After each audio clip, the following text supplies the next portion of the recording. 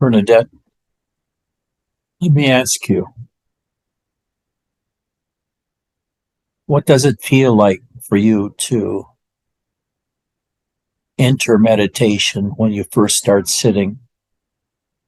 And what's it like for you when you're fully into it? Oh boy. um,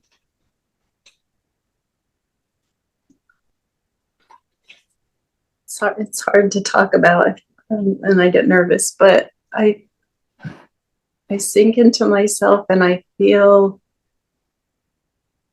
just feel a wonderful feeling come over me, like some kind of gentle energy just sort of pulsing through my whole being, and it just makes me not care about anything else.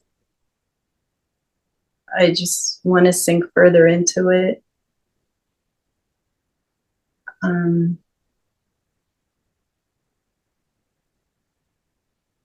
After I'm there a while, it just feels a deeper pull, and once in a while I can still notice thoughts, but I don't care about them.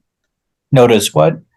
Thoughts, like my mind might still say something, but I don't really care.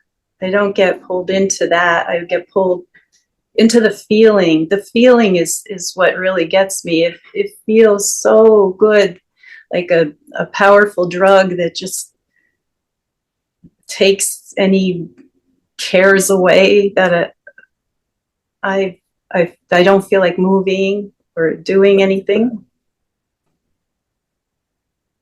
I don't know. It just feels wonderful. That describes me all the time. Karima keeps wanting me to do something. Oh. I don't want to do anything.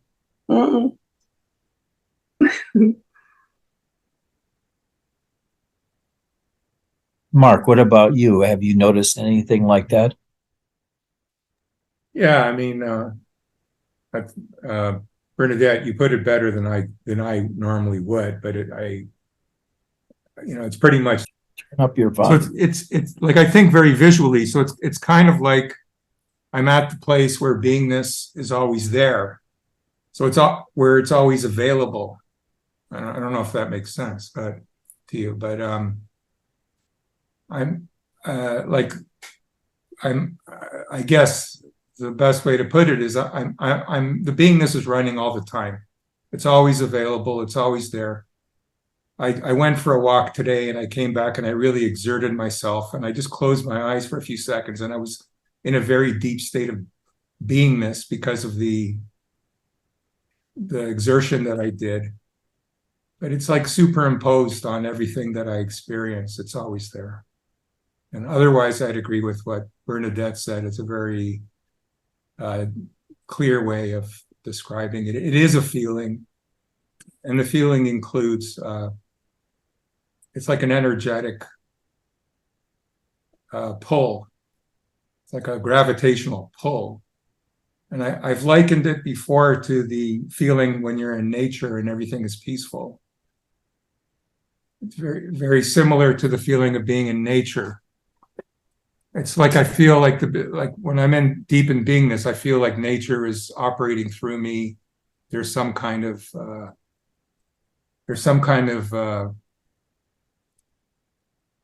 I don't know. It's hard to describe, but it feels like I'm part of nature. Nature's part of me, and there's a unity there that's undeniable.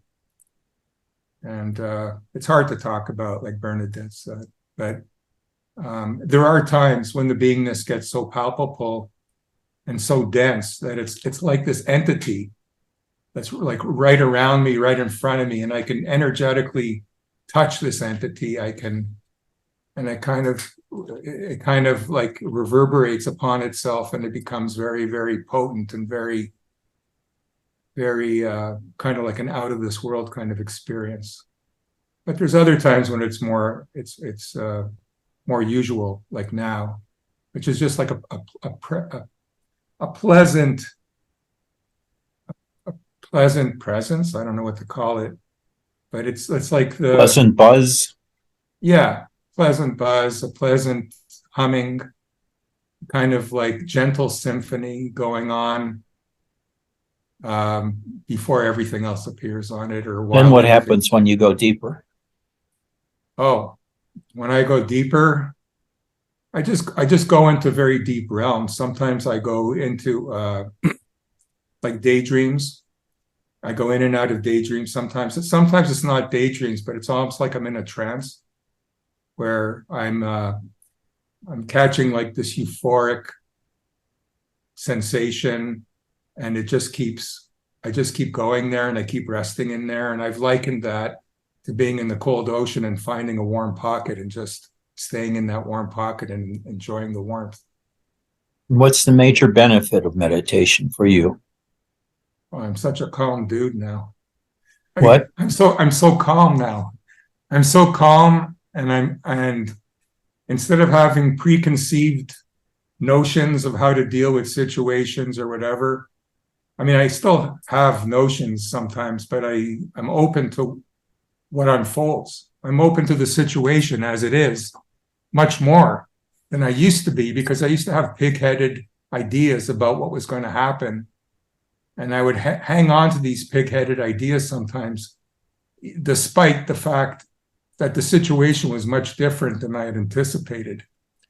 So all these assumptions, all these beliefs, all these attitudes, all these strategies, all they do is they end up reducing your experience to a very mundane and very mechanical, and it blocks out what's actually happening. It blocks out all the nuance.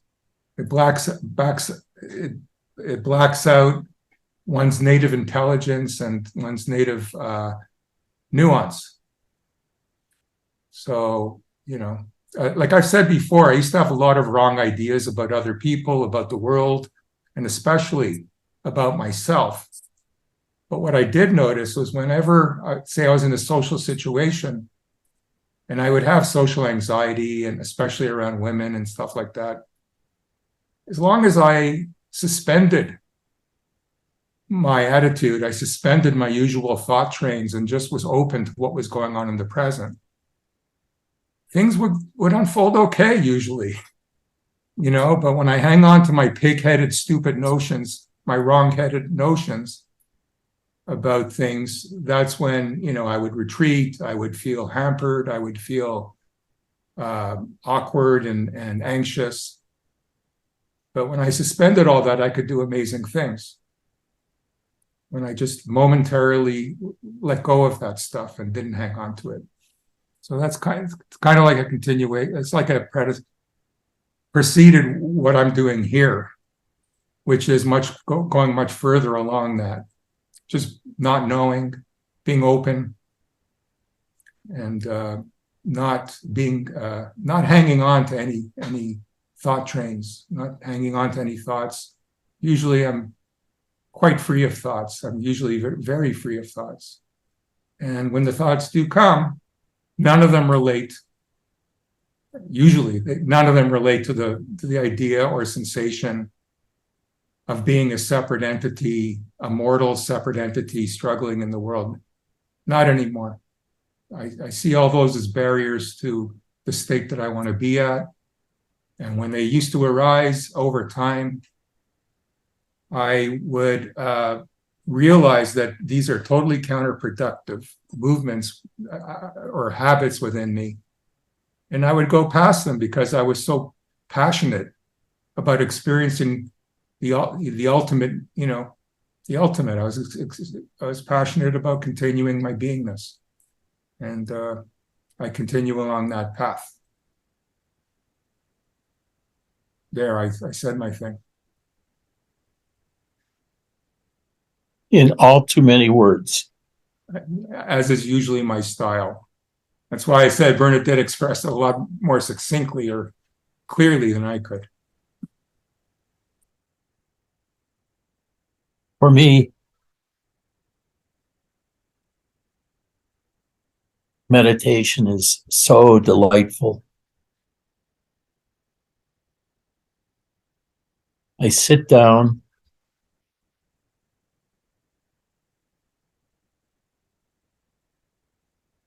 and I feel within. It's like a blanket settles over me that quiets everything in the body. My body's still there. I can feel my body, acutely aware of it, because I'm not paying any attention to the world anymore. My eyes are closed. I don't want it to disturb me. And the feeling that arises within in the center of my being, arising around my butt and ascending through the stomach into the chest and up into the head. And with it, with that feeling, it's like my human life disappears. I'm no longer a human.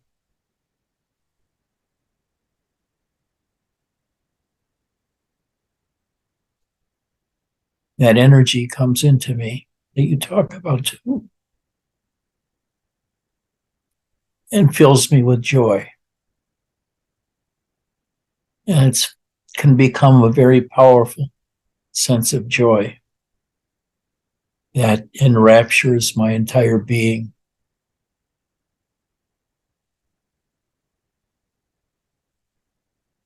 And it's utterly silent. There are no words that take place in my head or anywhere around me.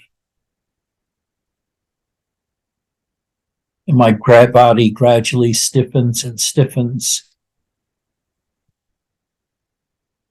and becomes still like a statue. And from the inside, it feels like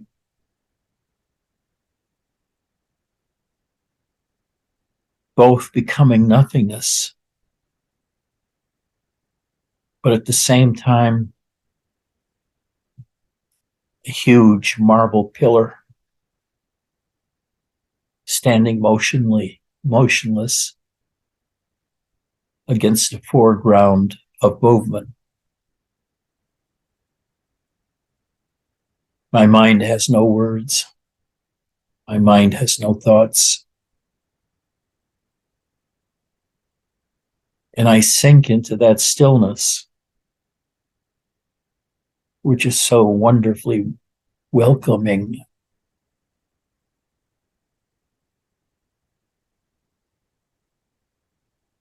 And I stiffen up. And it's so pleasant. It's a pleasant stiffening. It's almost like the opposite feeling of relaxing. It's like the human world goes and the world of pure awareness enters and rises and covers over the human world.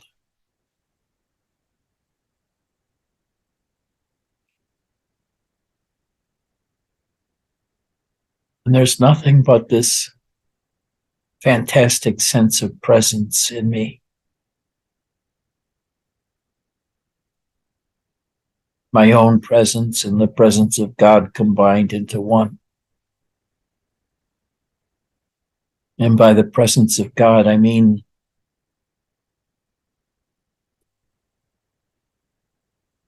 the sense of awareness, of being aware. That becomes the focal point of my attention, is the awareness itself, not what is made aware.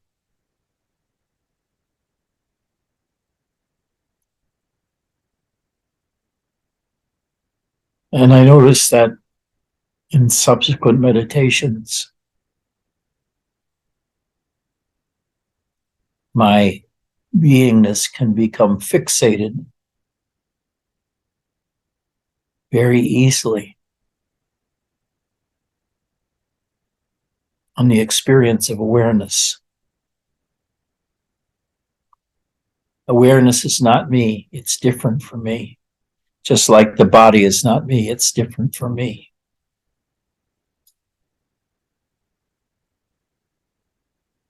I guess most people would assume that that sense of presence that arises during meditation is you, because it's a rather new experience, kind of restricted to meditators. But reflection demonstrates to me that it's still just an experience in the world, of the world. And whoever that is aware, I can't find him.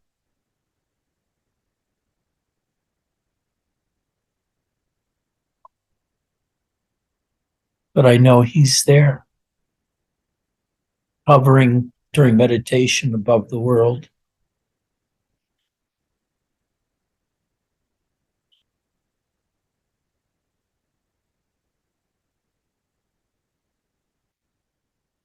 And the most striking feeling is a sense of happiness that permeates everything. And an appreciation that I'm in the prime world now, the world without thoughts, world without emotions. And this is all taking place in perfect stillness. That can go on for a long, long time, not even stopping between meditation periods, but intensified during meditation.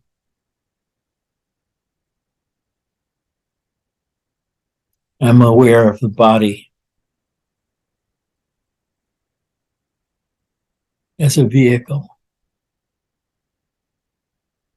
It's not me.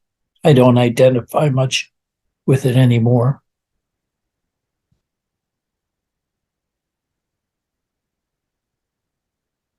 But I feel it exquisitely. And more than that is what I could call the divine energy, which is that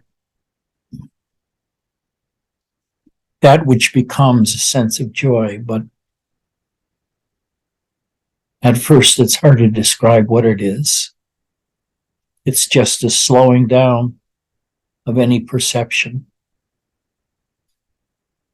and being fixed in place. And it comes in me and takes me over. I don't want to do anything. I certainly don't think, but I feel everything in my body that like I've never felt before for meditation, taking up meditation. My body's absolutely still. The mind isn't there at all, except when I talk to myself about what I'm seeing, like now.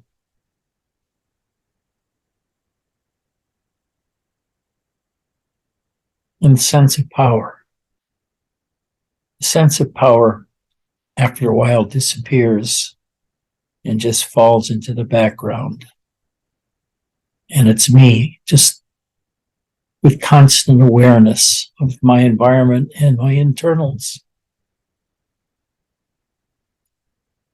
And I just find it exquisitely happy to be in that state.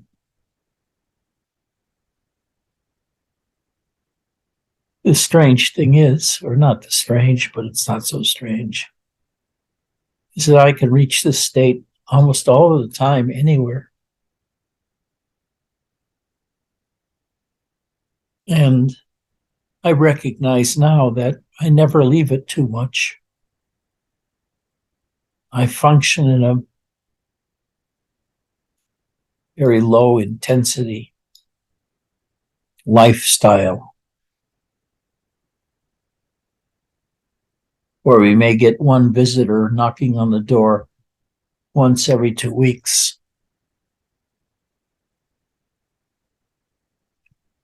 We don't see anybody except on the street passing. The market we go to is maybe a mile and a half from here. We don't go there that often. We order in because we see, we feel how much joy there is in doing nothing, wanting nothing, especially. That's what I've noticed more than anything. I want nothing. I want nothing. I want nothing. I just observe what is and enjoy it immensely. And then I come out of it and become Ed again. Because there's an inability to tolerate it for more than 30 or 40 minutes, the most intense parts of meditation. Then I come out and I go back later, a few minutes later. It's good to get up and move around during meditation sessions when you stack them at the beginning of the day or the end of the day, maybe 2 or 3 rounds of sitting meditation. When I first started practicing and going to these various masters, I had a koan.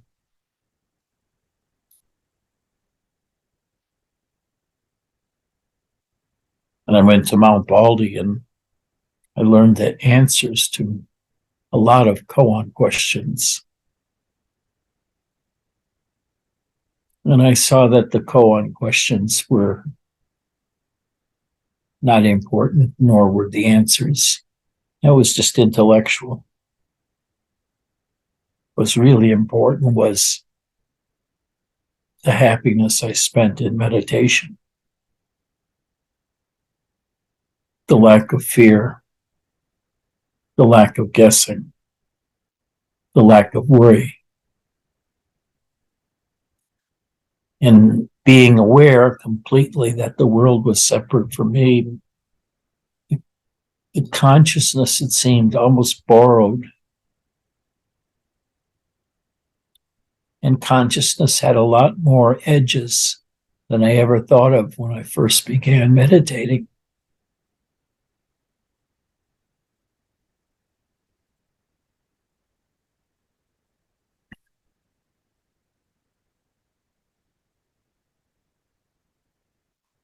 But I think there are times that my consciousness becomes totally absorbed in myself. And I just don't remember existing during that period of time. I become so still that all activity stops in the whole universe.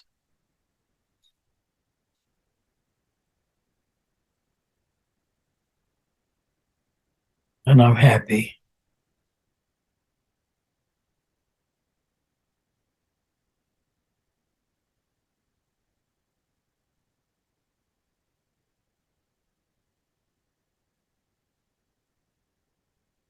And I'm well aware of the tribulations that meditators go through between the time they first try it and the time they don't do it anymore. But usually when they don't do it anymore, they're very close to meditation all the time anyway.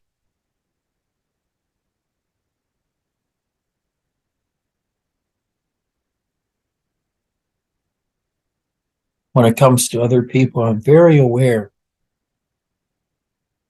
of the quality of their voice.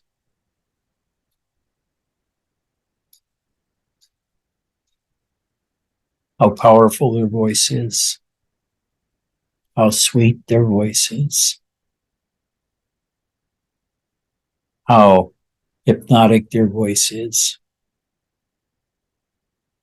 And I can usually tell right away where that person is in terms of comfort with internalization. When we were at Mount Baldy, they accomplished that with ringing a bell in front of you 3 times before you went up to see Roshi. And you could tell by the way the sound of your hits how focused you were, how clear you were.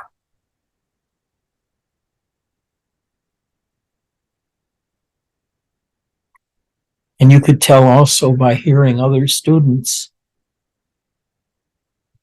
how together they were, how in concentration they were or not. And you can tell by their striking of the bell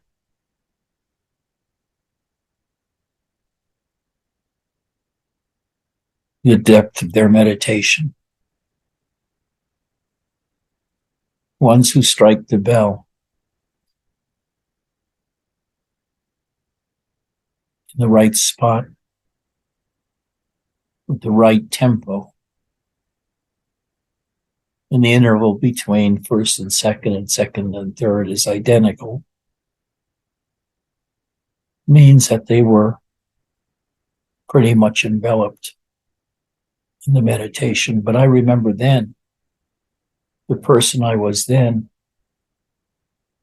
was basically just dead Muzika. I hadn't become aware of that spirit that enters me now when I practice meditation. It is so absolutely sweet and lovely. And it fills the emptiness and the darkness because I close my eyes with just plain happiness. And it's easy to get to this state in everyday life. For me, it's not a hit and miss thing whether I feel something different in meditation or not, but it's like night and day. Almost any time I wanted to slow down and just be absorbed in myself. And I never found a self. You can call that sense of presence the self, but I don't think so. That's not the source.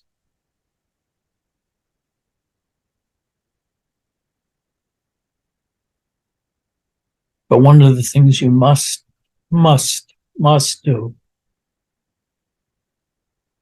is become first aware of your body, your breathing, the tension throughout your body, how your body feels in contact with the environment, where the tension is.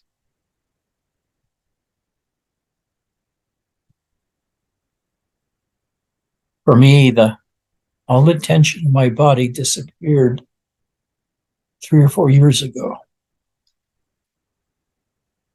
I used to have tension in my upper back, my shoulders, my neck. One day I noticed it wasn't there anymore. And it hasn't returned since. So when I sit in meditation, I feel no tension at all anywhere. And actually, outside, I don't feel tension anymore either.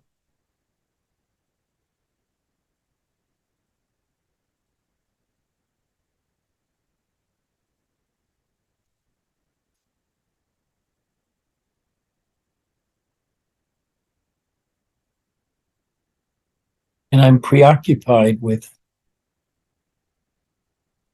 how do I engender this meditation state in others without just brute meditation. And part of it is I try to describe spiritual states in a way it could be understood by those who haven't experienced them. At least they understand what it's like. So when they begin to experience it, they feel a sense of joy of arrival and attainment, which becomes transformed into living in that constant sense of presence.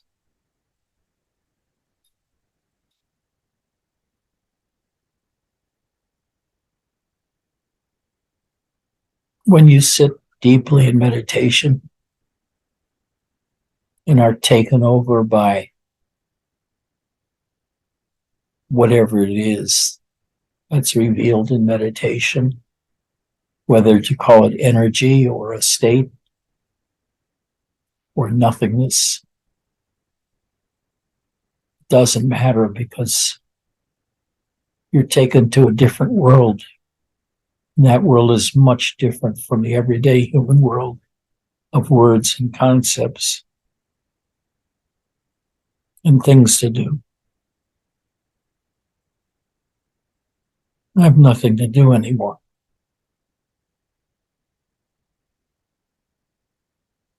I've become good for nothing.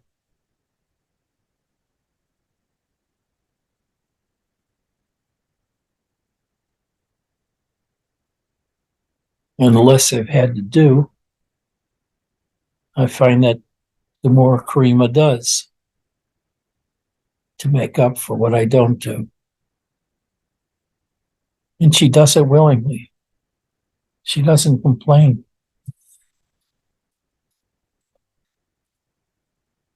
Except once in a while.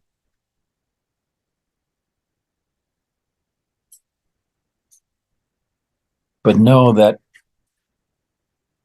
no, you can't walk there. It'll disappear if you walk on the keyboard. Hey, Radha, come here.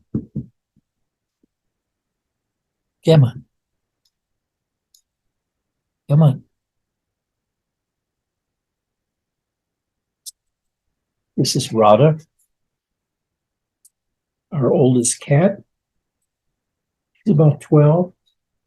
And isn't she pretty? Look at her. Look at her face.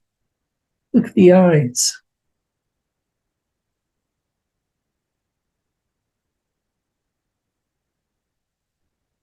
He's our leading meditating feline.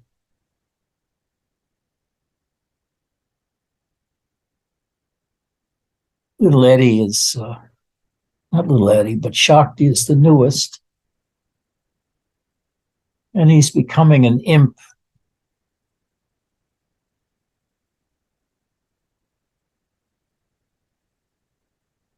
And he's gradually becoming the boss as he gets bigger and fills out.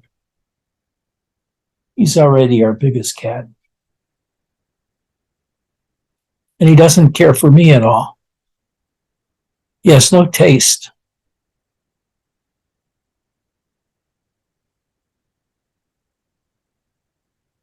He should be able to see my delightful spirit and how much I love him. And that should knock the wind out of him just that way.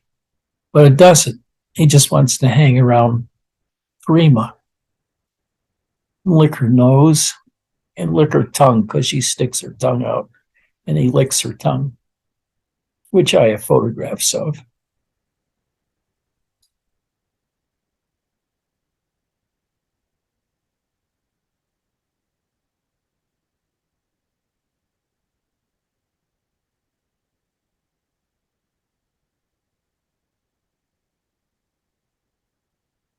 Are there any questions any of you have about anything? 2 + 2 = 4.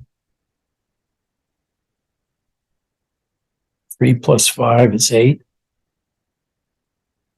3 × 5 is 15.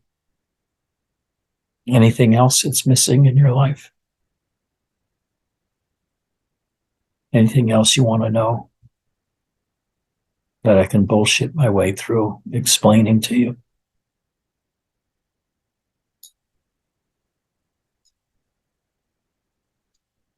just know that the more advanced you become, or I would say, just the more experienced you become in meditation, the easier it is to get rid of the human aspect of you, the fears, the joys, as you feel something else in meditation, the rising of great joy, and it's integral. It's like one piece of things. And it arises in you and has varying intensities.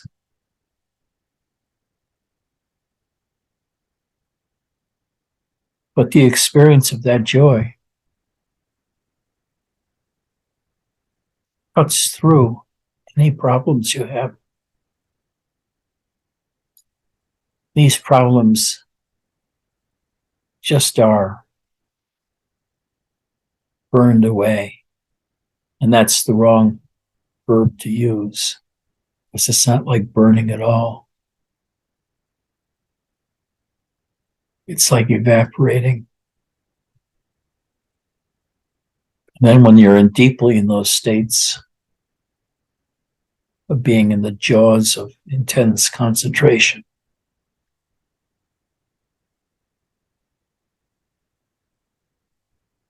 all that there is the bliss of nothingness, of the mind not moving, not experience anything. You're not aware of the world around you that much. Mostly you're aware of your own happiness.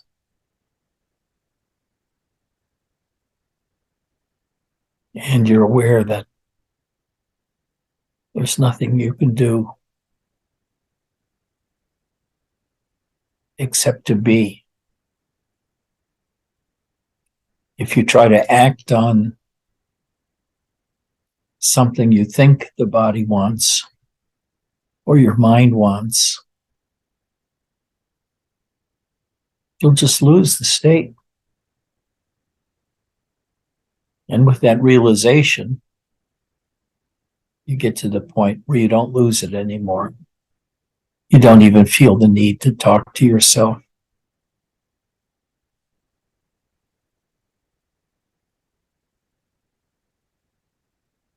And for now,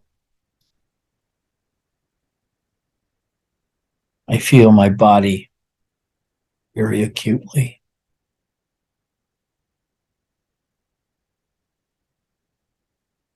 And I feel intense silence surrounding me and within me.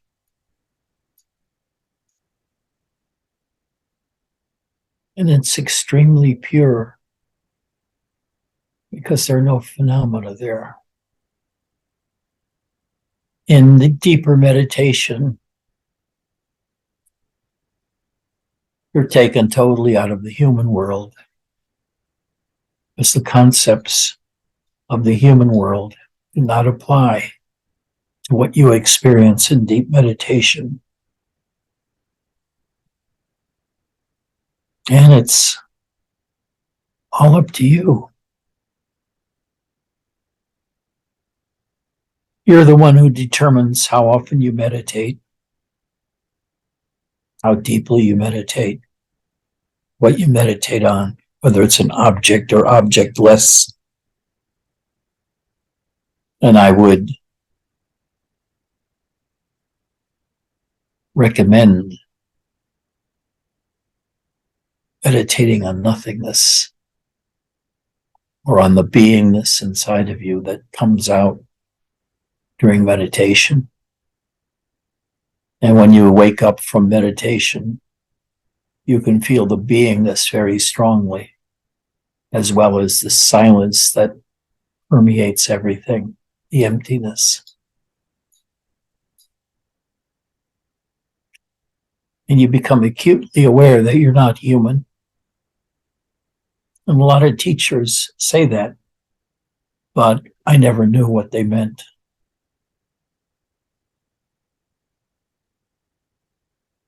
It's that they've lost that focus on human relationships and interactions that dominate most of our lives as we seek to fit into society and the puzzle that life presents us. When you're here, you don't give a shit anymore because you've found what really makes you happy. It's happiness in self that permeates you. There's nothing to do, nowhere to go anymore. You don't feel a strong need to do anything. And you notice you can just sit down somewhere and do nothing. Be perfectly happy.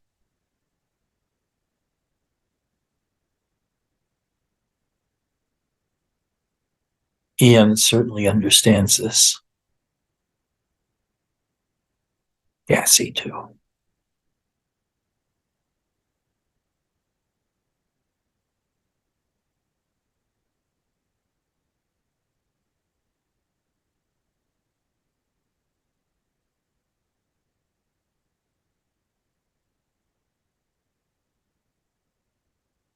Brenda is on the cusp of becoming a teacher herself, and her husband will follow later. Same with Ian and Cassie. But I don't think Ian wants it.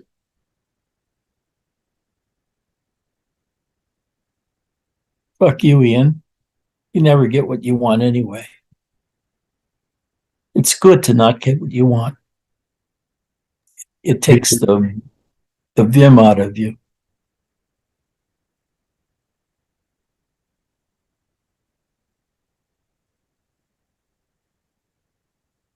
I'm right now deep inside myself. What is myself seems to permeate my whole body and gives it life. Not the regular human life, but a divine life. Because every moment of it is perfect. And my body feels so happy to not have to do anything.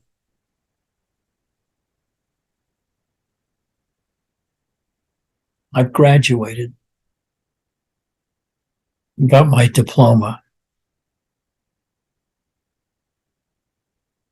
I should have a funeral for my past life, my identification with humanhood. But I don't miss it, so I'm not going to do it.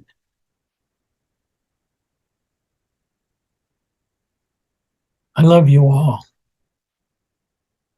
I feel this very strongly, and it's very closely related to that sense of presence that expands so much in meditation. You know, most people don't recognize that they have a sense of presence. It's invisible to them. So many things are invisible to them, non-meditating public, because they haven't slowed down long enough to become aware of them. I remember when I first started sitting 50 years ago, whatever it is, something like that. I had no fucking idea what I was doing, what the goal was, or what the states were. I remember being at Kaplo's Center in New York.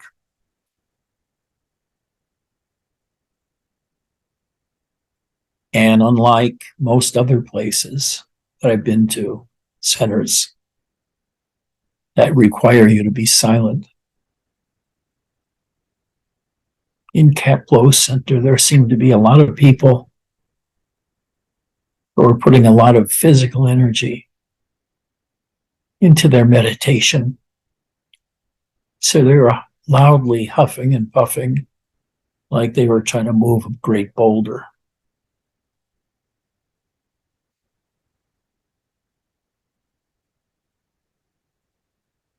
That's the wrong way to do it.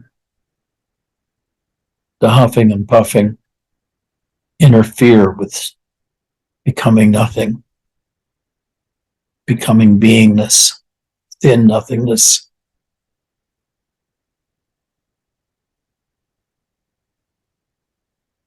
The only thing now I don't know, is there an afterlife experience for the dead? Where does their awareness go?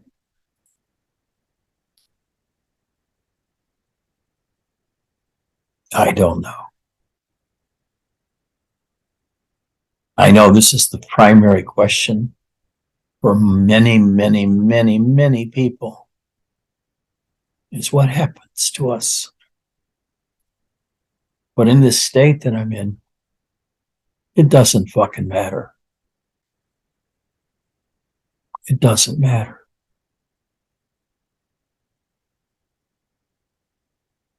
Because right now, I'm happy.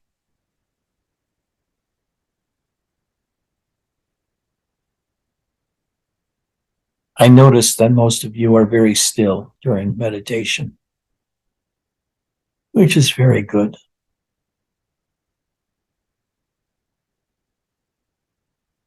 Bernadette, can you read the last two emails you sent to me? Okay. And the date?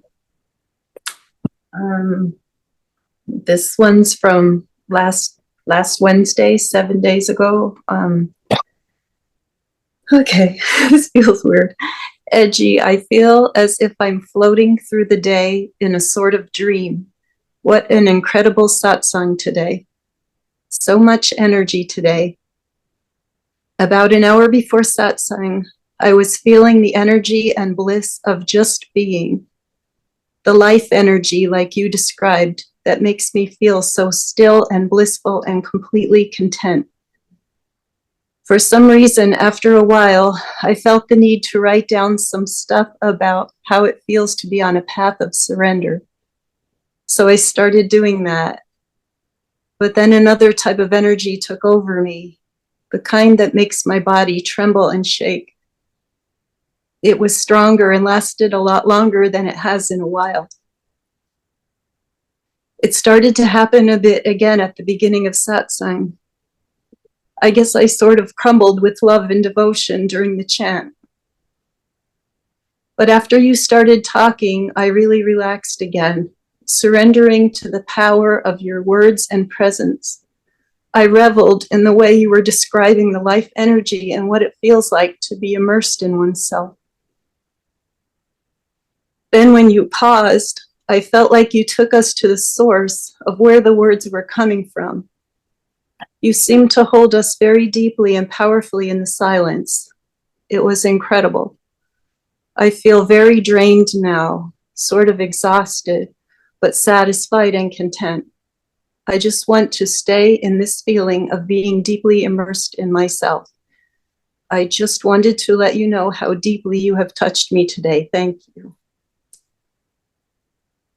And this one's from, what's today? This one's from Sunday. Edgy, what I experienced during satsang was a lot like what you were describing. I was feeling bliss and energy pretty much the whole time. It felt like bliss energy was coursing through my veins, going to every part of my body. It makes me feel so content, like a powerful drug has been injected into me that removes any worry or discontented feelings. It's like being alive, but with no desire to do anything, just feeling the bliss of existing.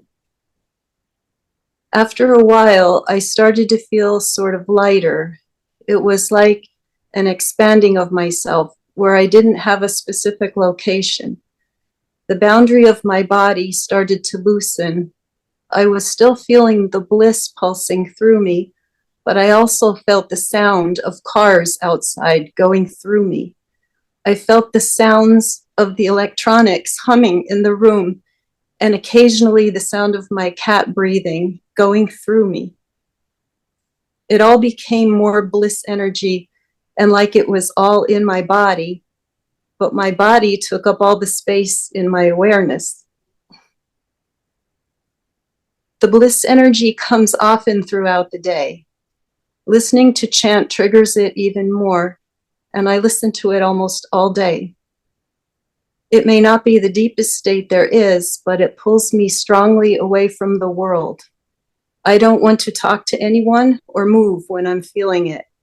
I'm not thinking about practice or meditating, but I'm content to feel like this forever. Maybe it is a type of effortless meditation, but I don't see light. I have in the past seen the most beautiful golden light and briefly the bright light, but it hasn't stayed with me.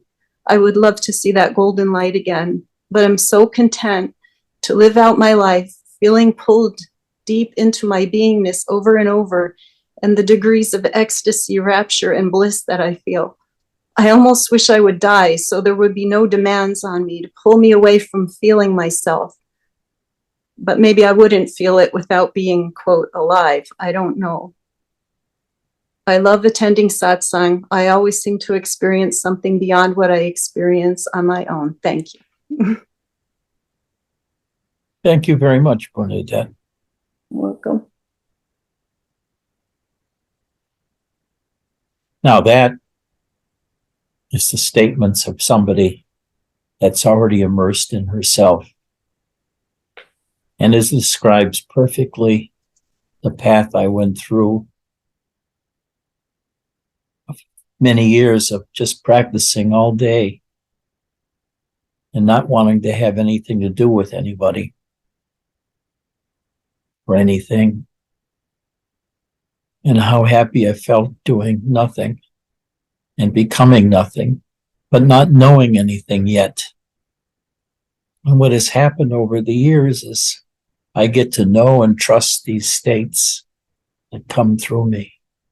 They're not alien anymore. They're not exactly me either, but me really, really likes these states, being deep inside myself. In the deepest, there's no me at all anymore.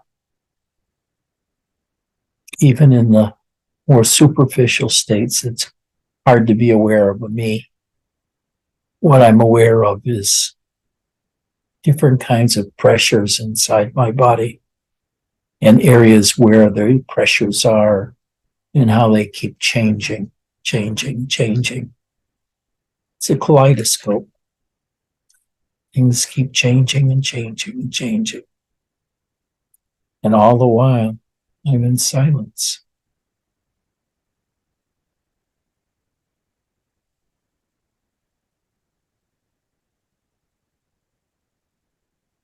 Eddie keeps wanting to walk on my keyboard, which will end satsang prematurely.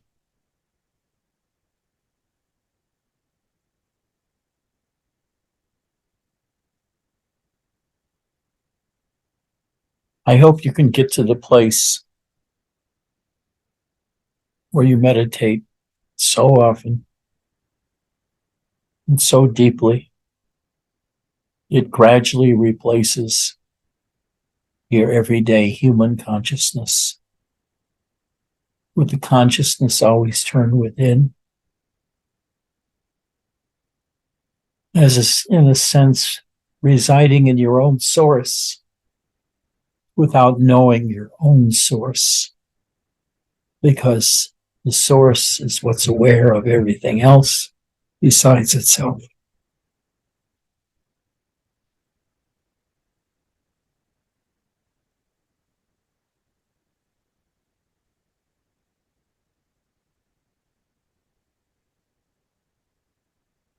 now for a few minutes. Let's go there.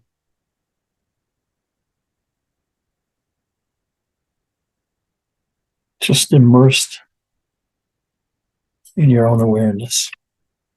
No, no, no. No, Eddie. That's it. That's good. There you go.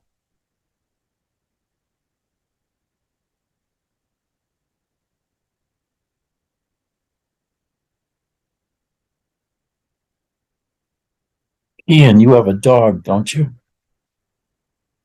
Why don't you bring him to satsang?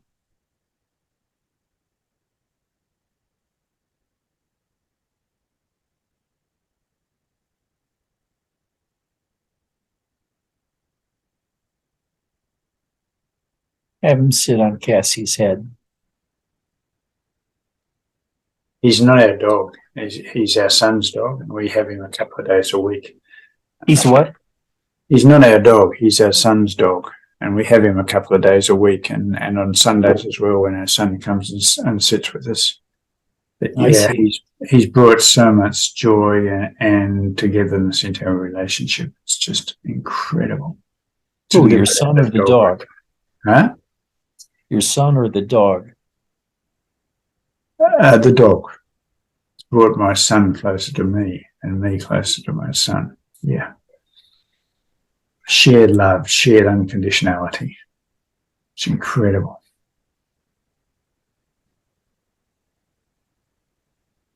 The thing about having a pet is the love you feel for them is unlike that which you feel for a human. Because a dog or cat will let you in entirely. While a human being always wants to remain a bit aloof from the relationship so as to have some safety. But the animal doesn't need that, at least the ones that I've known. And being with them, I find complete happiness.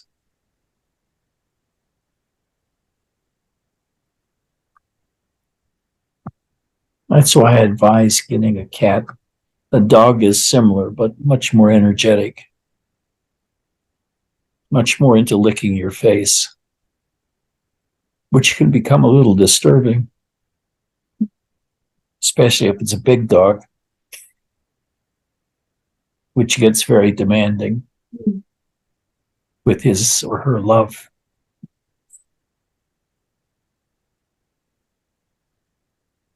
Cats aren't very good guard dogs either.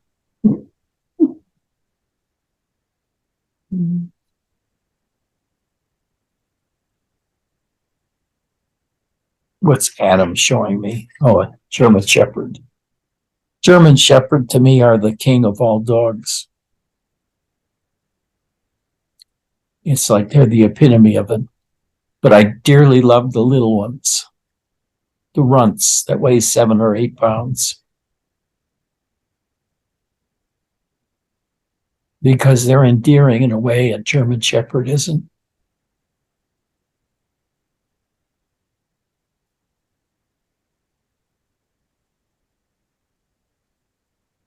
Sultanate, where do you live that it's so hot?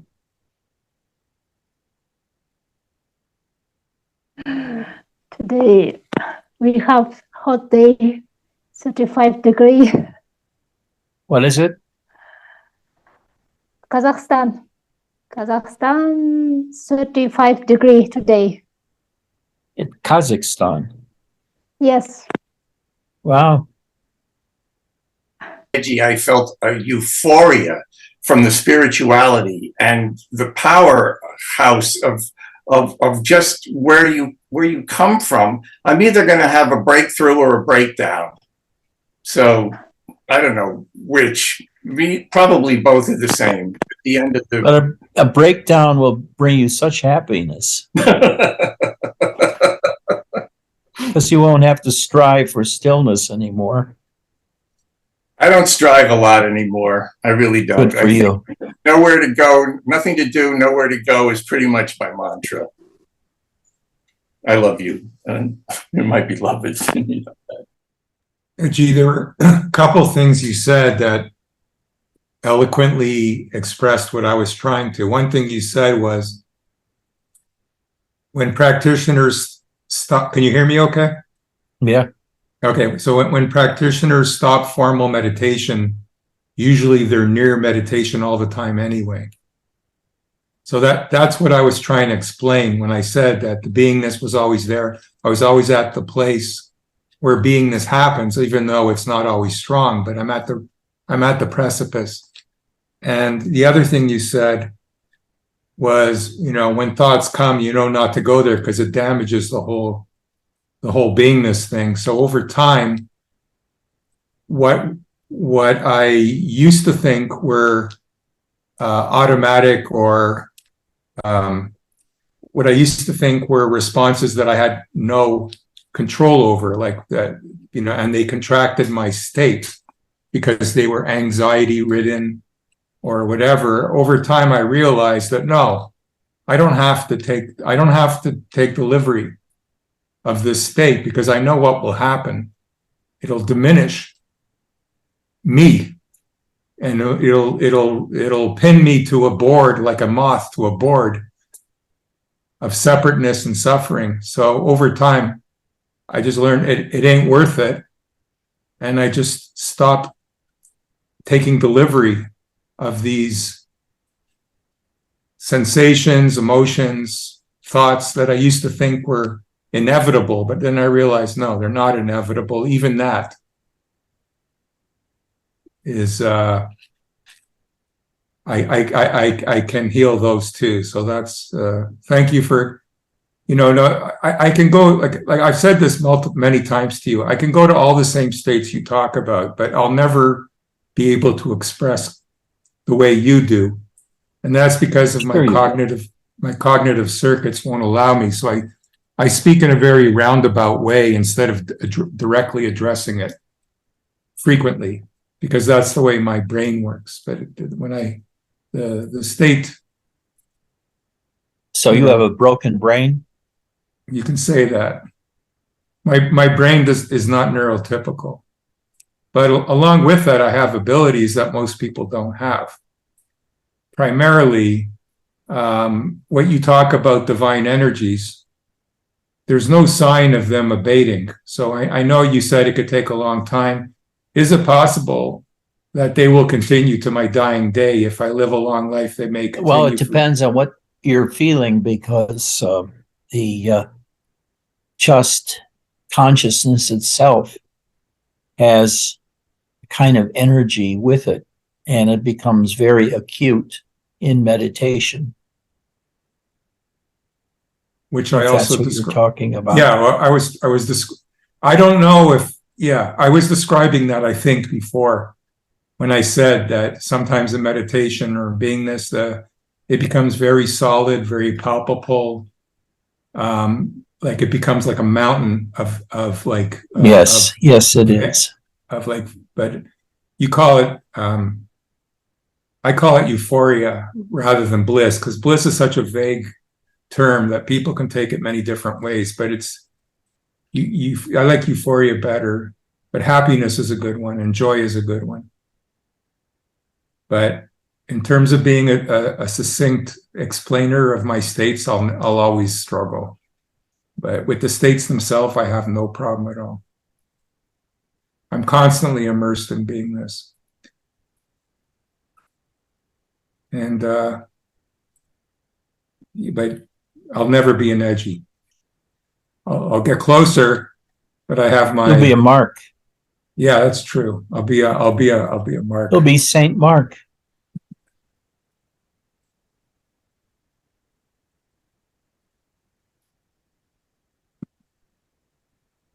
Thank you, Reggie, but thank you for everything. It'll be coming up close to 6 years. I was just watching a YouTube where I asked one of my first questions to you, and it was like July of 2017. What I was the think question? if you ever heard of Gurdjieff, if Gurdjieff's teachings are similar to non-duality, and I went on for a few minutes, and then and after I asked all the question, that you said you weren't familiar with Gurdjieff, but and I remember asking you that question also, but yeah, it's on video. I was there July 2017 and What year? 2017, 6 years ago. 6 years ago, 2017, almost exactly 6 years ago. Okay, we can July. all look that up and listen to it. Yeah, I don't appear on camera. Just it's one of those where you appear on camera, and everyone is wearing like a headset like this instead of like today. Only I wear this stupid headset, but back then, everyone was wearing a wired headset. Even you, I think. Was VJ wearing one? Maybe not, but he's always been technologically ahead of the curve, being an IT guy. This is wireless. Yeah, VJ, but 6 years ago, did you have a wireless headset? No. Yeah, that's what I was saying. At 6 years ago, what I'm wearing here, the wired headset, like everyone was wearing, or pretty much everyone. Now everything's wireless. The wireless has been pretty much perfected compared to back then. Okay. Maxie, do you have anything to say? I Like think this why one you don't was come? super special. I What? think this one was super special. If whoever has it, please post it. Reggie, I was only thinking when you said if there's an afterlife, I still think of it as anesthesia. When you come out of anesthesia, you didn't exist.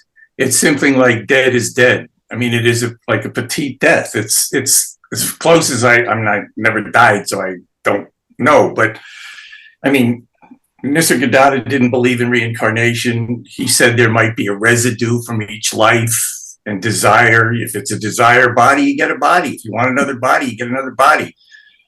I mean, Robert Adams talked about it, but then you get down to the no self, no others, and pure subjectivity. And pure awareness has no self-awareness. So there's all this, I don't want to go too far down the rabbit hole because I'd rather just be dumb as a rock. But yeah, those are huge questions. They're unanswerable. As far as you can help me out with this. You've probably been around the track many more times. I only hope in this incarnation that I have what might be construed as an attainment. But VJ sent a message saying that 55 degrees centigrade was 131 Fahrenheit. Yeah, that's what I figured, 130 degrees. So thank God, Sultanate, it's not 130 degrees there. It's only I mean, really. 131. Well, fuck you, VJ. Who said 131? All right. I love you all. Okay. Take care. I love you. See if you can make it through. I've been thinking of expanding to another day too. But what I really would like to have is a physical place for satsang. I got my house here and the house across the street. Maybe that could be meditation hall across the street. I can be there. I could be there. I could do that. Okay. I could do that. Yeah. Believe me, that's doable. Okay. I love you all. I love you, Edgy. Thank And you. you too, Jay. I know. Get a cat. Yeah, you need to get a cat. I need to get a cat. Bye-bye. I love you. Vesselina sends her love. Bye-bye.